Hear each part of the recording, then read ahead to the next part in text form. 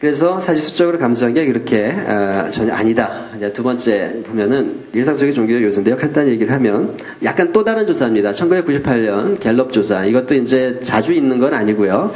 최근에 또 조사를 한 거로 알고 있는데 아직 제가 자료를 입수해 보지 못해서 한 10년쯤 전 정도 자료인데 그 당시 이제 종교 연구하는 분들이 이제 실천적 종교인이라는 개념을 설정을 해서 그 조사를 한 적이 있습니다. 그러니까 당신은 뭘 믿습니까? 종교가 뭡니까? 이런 물음하고 별도로 제사를 지내십니까? 차례를 지내십니까? 이제 이런 질문, 절에 가신 적이 있습니까? 이런 질문을 통해 가지고 사람들의 실질적인 종교적인 삶, 그 다음에 기독교인이라면 교회를 일주일에 뭐 한 달에 몇 번 가십니까? 이런 식의 질문을 해서 갤럽이 이제 이거는 표본조사죠. 그렇게 해서 상당히 상세한 한국인의 종교 생활 실태조사라고 하는 아주 방대한 보고서가 나온 게 있는데요. 그 중에 이제 한 항목인데 제사나 차례를 지내는 이제 한국 사람이 90%가 넘고요. 그 다음에 뭐 특정한 이유가 있거나 어떤 또는 쉬려고도 좋고 어떤 이유에서든지 절에 종종 간다고 하는 사람이 인구의 절반은 된다는 거죠. 개신교도 40%나 되고요. 이게 바로 아까처럼 그 종교적인 중첩성의 원인이기도 하고요. 근데 이제 저 사람들이 전부 다 자기가 유교인이다, 불교인이다, 개신교인이다 이런 정체성을 다 갖고 있는 건 아니기 때문에 실제로 자신이 종교가 없다고 얘기를 하거나 또는 자기는 종교가 없다고 이제 이렇게 하더라도 이런 특정한 어떤 종교적인 이제 그런 삶을 갖고 있기도 하고 이제 그런 경우가 있다는 것이고요. 무엇보다 놀라운 것은 민간 신앙의 아주 화려한 복귀죠. 역술이 무속이 확실히 증가했습니다. IMF 때 한 번 크게 증가했고요. 요 근 몇 년 사이에 또 증가했는데 짐작하시다시피 경제가 어려워지면 다른 종교들도 조금 이제 좀 느슨했던 신자들이 이제 다시 돌아오기도 하지만 특히 이 역술인이나 무속인 찾아가서 점치고 이런 그 재운이나 하여튼 그런 거에 대한 관심이 막 증가하기 때문에 이게 이 역술가나 무속인이 좀 증가하고요. 무엇보다도 인터넷 시대가 되면서 그 사이버 점집이라든지 뭐 인터넷 여러분 다 보셨겠지만 이 사이버 운세, 사이버상의 이 매지컬한 점수련자 이런 것들이 세계적으로도 그렇고요. 우리나라처럼 특히 인터넷이 아주 뭐 세계 최고잖아요. 이런 보급률을 자랑하는 우리나라에서는 뭐 굉장히 흥행을 하고 있고요. 그게 물론 이제 뭐 상업적인 그런 면이 많지만 그 원리 자체는 분명히 종교에서 나온 거고 또 많은 이제 종교인들이 이제 그걸 하고 있는 거고요.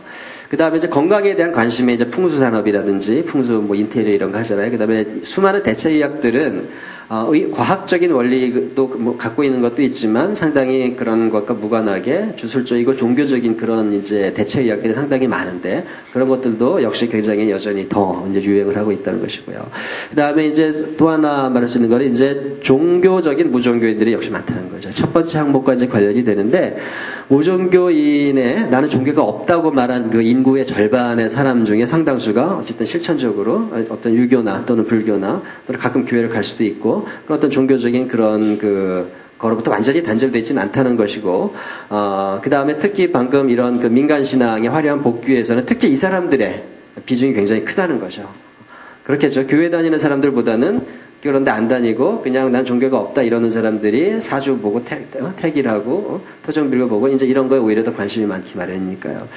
그래서 이런 면들을 봐도 우리가 체감적으로 종교가 이렇게 위축됐다거나 이렇게만 말하기 힘들다는 것이고, 그 다음에 종교의 이제 좀 긍정적인 면을 보면 어쨌든 우리 사회에서 종교가 사회의 기대치에는 미치지 못하지만 종교들이 좀 더 많이 구제를 하고 사회적인 기여를 했으면 좋겠다고 이렇게 불만들을 우리가 갖고는 있지만 실제로 이제 사회복지 계열에서 나온 조사 이런 걸 이제 따르면 분명히 이제 우리나라에서 사회복지 사업이나 이제 이런 데서 종교들이 차지하고 있는 비중은 굉장히 크죠. 천주교나 불교나 개신교나 원불교나 이런 종교 단체에서 그런 복지시설이나 이런 거를 이제 운영하고 또 그런데 이제 사회 환원하는 액수는 상당히 큽니다. 그래서 그런 종교의 그런 기여는 지난 20, 30년 동안 분명히 늘었고 무엇보다도 뒤에 가면 또 종교 간 갈등 얘기가 나오지만 대화와 협력의 노력도 굉장히 많이 이루어져 왔다는 거죠. 이제 그런 면도 우리가 긍정적으로 평가할 수 있고요. 그 다음에 이제 70년대 민주화를 운동을 이제 기점으로 해서, 몇 년 전에 우리 이제 최근에 삼보일배 방식으로 행한 이 환경 문제라든지, 그 다음에 여성 외국인 장애인 소수자 이런 그 인권 문제라든지 이런 데서도 역시 종교인들의 그 참여 무시할 수 없고요. 그 다음에 뭐 촛불 집회 때도 우리가 열심히 받고 있고요. 그 다음에 흥미로운 것은 90년대 들어서 이런 종교의 사회 활동 이런 것들이 다양하게 NGO들이 조직이 되면서 좀 더 제도화되고 체계화되고 그래 왔다는 거죠. 그러면서 그 사회 참여를 적극적으로 더 체계적으로 하고 동시에 자기 종교에 대한 스스로에 대한 그런 비판적 목소리를 내고 있는, 특히 인터넷 같은 데서도 기독교 같은 경우에 이제 그 뉴스앤조이 같은 그런 대안 언론 같은 게 나오면서 굉장히 또 바람직한 어떤 그런 그 종교적인 어떤 그런 성찰을 하는 그런 것도 있고요. 그래서 사실 자기 성찰성이나 반성, 사회적인 참여도를 보면 분명히 종교가 지난 20-30년 동안 긍정적인 면을 분명히 보이는 건 사실입니다. 뭐 사진만 쫙 이게 중간에 끼워둘 수가 없어서 모아놨는데 삼보일배 장면이고요. 그래서 빨리 넘어가겠습니다. 이건 뭐 엊그제 있었던 집회들이더라고요. 요거 현주교는 촛불 집회 때고요. 요거는 이제 그 개신교계에서 반성을 촉구하는 그런 집회, 불교 집회고요. 자, 그러면 이제 그 위기다 할 수 있는 건 뭐냐? 일단 종교적인 어떤 열성도나 참여도 이런 게 좀 떨어진다는 거죠. 일단 공동체가 다양화됐기 때문이죠. 과거에는 종교가 그 지역 단위 공동체 핵심이었고, 그 다음에 목적이 같고, 그 다음에 어떤 이익이나 여러 그런 거를 공유하는 그런 아주 중요한 핵심 공동체였지만 그게 점점 약화되는 거죠. 지금은 뭐, 온오프라인을 막론하고 굉장히 많은 모임들이 있고, 여기 선생님들도 늘 모임 다 챙기지 못하잖아요. 그러니까 늘 하는 게, 모임에 못 가는 이유를 내서 문자 보내는 게 이제 일인데 하도 많아가지고. 지금은 뭐 이런 종교가 과거처럼 핵심적이고 유일하고 또 가장 중요한 그런 그 공동체가 아니게 되는 여러 공동체 중에 선택되는 몇 번째에 해당하는 그런 공동체로서 이제 변화했다는 건 분명히 사실이고요. 그 다음에 과거에는 종교가 여가와 결합이 되기도 하고, 또 오늘날도 여전히 종교들이 스스로 유지하고 신자들을 확보하기 위해서 하는 전략이 뭐냐면 종교의 여가화예요.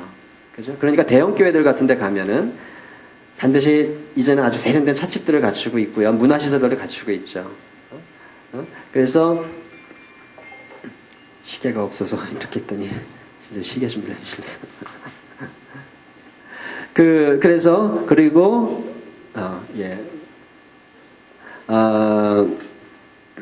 그런데 그게 이제 점점 깨지고 있는 거죠. 그렇게 이제 결합된 형태보다는 이제 점점 더 순수하게 여가, 그리고 종교는 약간 이제 부수적으로 되는 그런 형상을 보이고 있고요. 특히 주 5일제가 이제 그 영향이 굉장히 큽니다. 그러니까 특히 이제 개신교 같은 경우가 굉장히 그 타격도 굉장히 큰 거예요. 그래서 천주교 같은 경우에는 미사 의무라든지 이런 게 1년에 한 번 판공성사 받으면 미사를 좀 널널하게 참여를 해도 천주교 신자들은 그렇게 큰 타격을 안 받는데, 개신교 같은 경우에는 주일 예배를 굉장히 중시하는데 그게 이제 직격탄을 맞고요. 그 인원이 다 어디로 가느냐? 산으로 들러. 그러면서 절에 가서 템플 스테이도 하고. 그러니까 불교가 주 5일째 가장 큰 혜택을 받았다고 이야기를 하죠. 그렇고, 그 다음에 이제 신자들의 양극화입니다. 그러니까 핵심 집단은 점점 소수화되고, 그 다음에 이런 여가 활동이라든지 또 다양한 공동체를 누리다 보니까 나머지 신자들은 점점점 형식적인 또는 약간 좀 얕은 피상적인 참여 인구가 점점 더 많아지는 거. 흔히 말하는 나일론 신자들이 과거보다 훨씬 많아져가는 비중은. 그러니까 신자가 늘어도 일할 사람은 점점 적어지는 거죠. 특히 청년이 줄고. 이런 현상. 그러니까 그 청년들은 정말 죽어라고 교회 같은 데서 봉사하고 소수가 일을 하는 거예요, 점점. 그리고 나머지 이제 대다수들은 그냥 이렇게 참여하는 정도, 이제 이런 게 이제 되고 있기 때문에 사실상 분명히 그게 위기를 초래하고 있는 거죠. 교회 같은 데 가면은 일할 청년들이 점점 줄어들고 있죠. 이렇게 봉사하고 그런 청년들이 줄어들고 있다는 게. 그 다음에 이제 공신력 저하인데요. 뭐 어쨌든 아무리 종교인들이 어떤 변명을 대도 사실 변명할 수 없는 게 이제 대형화죠. 뭐 전 세계 고대부터 특히 중세 우리 뭐 그런 유적들 다 이제 뭐 보셔서 아시겠지만, 우리나라도 한 100년 후쯤 되면 지금 있는 이 거대한 이 종교적인 건축물들이 과연 어떤 의미를 부여받고 있게 될지 참 궁금하실 때가 있더라고요. 어쨌든 뭐 건물 규모만이 아니라 인원 구성부터 해서 집중화 대형화되고 있는 건 이거 분명히 문제고요. 그러니까 대형화되다 보니까 지역사회로부터 이제 단절되고, 수원에 사는 사람들이 서울에 있는 자기 모교회로 그 예배 보러 다니는 건 자기 동네하고는 아무 상관이 없잖아요. 이거는 뭐 분명히 뭐 문제가 되는 거죠. 그 다음에 아주 고도의 그 상품화, 상업화를 그 종교의 어떤 본질적인 메시지보다는 어떻게 포장할 것인가 이런 게 점점 더 중요해지게 되는 거예요. 마케팅이 중요해지는 그런 게 있고 사실 마케팅 전문가들을 많이 활용하고 있기도 하고요. 경영 기법을 도입하기도 하고 종교들이 그 다음에 이제 뭐 세습 같은 데서 나타나는 사유화 문제 이제 이런 문제가 있고요. 그 다음에 뭐 반공, 친미, 신자유주의, 누라이트, 근본주의 쫙 한 줄로 쫙 엮이는 이제 그 한 큐에 엮이는 키워드들이죠. 그러면서 물론 이제 그 보수 진영이 뭐 다 우리가 부정적이다 얘기를 할 수 없겠지만 이게 이제 하나로 어우러지면서 특히 이제 기독교계 같은 경우에 그 아주 그 펀더멘털한 진영을 중심으로 해서 그 이런 종교적인 면보다는 상당히 정치적인 이슈를 앞세운 반공, 친미, 뉴라이트 이런 거에 많은 그 여러분 보셨지만 개신교회 목사님들이 앞장을 서서 또 굉장히 많은 또 실언을 하시고 그러다 보니까 이제 또 비판도 받고 이제 그러셨잖아요. 이제 그런 모습도 보이고요. 그다음에 이제 유교 같은 경우는 그러잖아도 뭐 유교인이라는 게 특별히 있지 않은 소수의 유림을 제외하면 대부분은 그저 제사 지내는 정도밖에 안 되는 이제 그런데 더 입시가 약화된 게 종교화를 95년에 유교는 종교다. 공자를 교주로 해서 이게 했어요. 그거를 19세기에 중국의 깡류웨이 같은 그 개혁가들이 이미 했던 실험인데 다 실패했죠. 이제 그거를 이제 우리도 그 성균관에서 95년에 선언을 했는데 역시 유림들의 반대와 유교가 종교라니 유교는 종교가 아니라 사상이고 위대한 철학이다. 이게 그 유림들의 생각이시기 때문에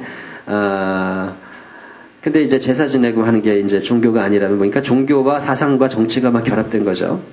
그리고 무엇보다도 동성동본 그 금혼 폐지라든지 그다음에 호주제 폐지 이런 거에 대해서 철저하게 반대를 하고 그냥 반대가 하는 게 아니라 아주 이때는 아주 그 유림 분들이 아주 왕성해지셔서 거리로 나서셨죠.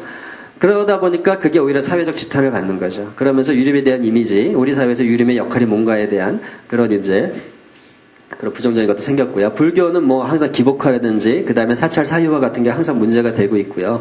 얼마 전에 조계종에서 그래서 선언을 한 겁니다. 사찰을 사유화를 이제 금하고 그 천주교식으로 하겠다는 이제 그런 선언을 했는데 그게 혹시 이해가 안 되실 수도 있는데 불교 같은 경우에는 개인이 암자를 하나 짓고 그걸 운영하다가 좀 이렇게 허락을 받고 승인을 받으면 특정 종단에 소속이 될 수가 있는 거야. 그러니까 조계종 절이 그렇게 많은 이유 중에 하나가 그런 식으로 나중에 다 이렇게 변경이 된 거거든. 그러니까 다 그 개인 사찰인 겁니다.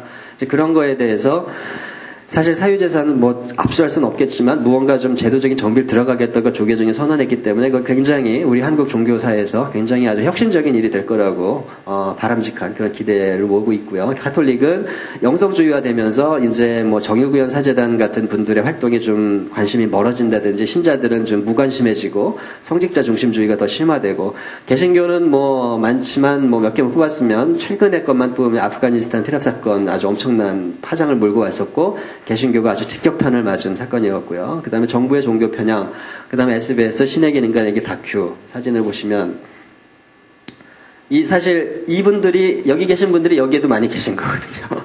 이거 이제 그냥 우리 사회 보수 할아버지들 보수 단체 주로 이제 노인분들이 많이 계신데 친북 좌파 퇴출 그냥 보수 이제 그런 그 반공 집회고요. 이거는 저희 성조기와 태극기 같이 있는 제일 대표적인 시청 앞이었나요? 어디였나요? 개신교에서 주도한 그 시국 집회죠. 그러니까 역시 친북 좌익하고 이제 미국과의 그 친선을 유지해야 한다고 하는 그 반공적인 그 입장을 가진 보수적 개신교인들의 엄청난 인파가 이제 모여서 성조기와 태극기 동시에 휘둘렸던 그런 집회 모습이고요.